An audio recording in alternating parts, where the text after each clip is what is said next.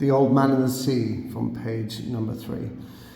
They sat on the terrace, and many of the fishermen made fun of the old man, and he was not angry. Others of the older fishermen looked at him and were sad, but they did not show it, and they spoke politely about the current and the depths they had drifted their lines at, and the steady good weather, and of what they had seen. The successful fishermen of that day were already in, and had butchered their marlin out, and carried them laid full length across 2 planks, with 2 men staggering at the end of each plank, to the fish house, where they waited for the ice truck to carry them to the market in Havana. Those who had caught sharks had taken them to the shark factory on the other side of the cove, where they were hoisted on a block and tackle, their livers removed, their fins cut off, and their hides skinned out, and their flesh cut into strips for salting. When the wind was in the east, a smell came across the harbour from the shark factory, but today there was only the faint edge of the odour, because the wind had backed into the north and then dropped off, and it was pleasant and sunny on the terrace. "Santiago," the boy said.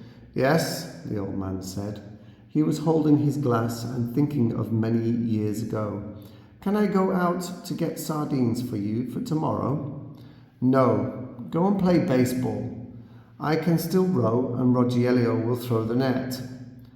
"I would like to go. If I cannot fish with you, I would like to serve in some way." "You bought me a beer," the old man said. "You are already a man."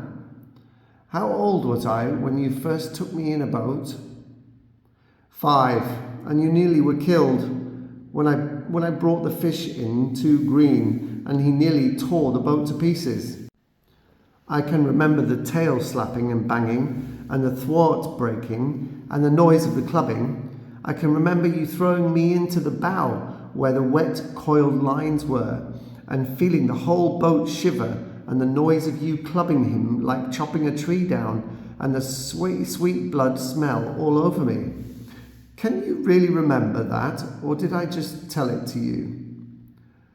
"I remember everything from when we first went together." The old man looked at him with his sunburned, confident, loving eyes. "If you were my boy, I'd take you out and gamble," he said. "But you are your father's and your mother's, and you are in a lucky boat." "May I get the sardines?"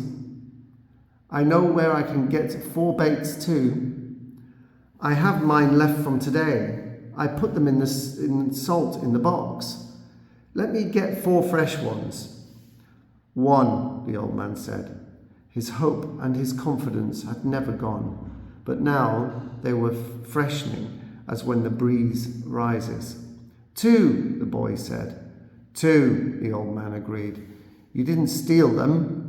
"I would," the boy said, "but I bought these." "Thank you," the old man said.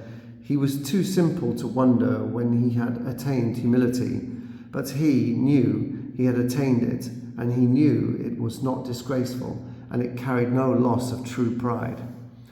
"Tomorrow is going to be a good day with this current," he said. "Where are you going?" the boy asked. "Far out to come in when the wind shifts. I want to be out before it is light." "I'll try to get him to work far out," the boy said. "Then if you hook something truly big, we can come to your aid." "He does not like to work too far out."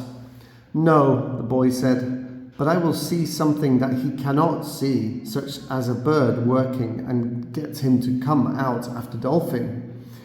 "Are his eyes that bad?" "He's almost blind." "It is strange," the old man said. "He never went turtling.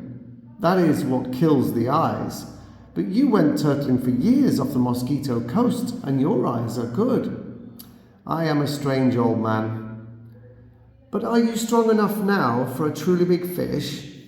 "I think so, and there are many tricks." "Let us take the stuff home," the boy said, "so I can get the cast net and go after the sardines." They picked up the gear from the boat. The old man carried the mast on his shoulder, and the boy carried the wooden boat with the coiled, hard-braided brown lines, the gaff and the harpoon with its shaft. The box with the baits was under the stern of the skiff, along with the club that was used to subdue the big fish when they were brought alongside. No one would steal from the old man, but it was better to take the sail and the heavy lines home, as the dew was bad for them. And though he was quite sure no local people would steal from him, the old man thought that a gaff and a harpoon were needless temptations to leave in a boat.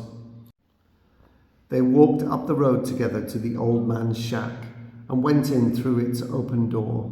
The old man leaned the mast with its wrapped sail against the wall, and the boy put the box and the other gear beside it.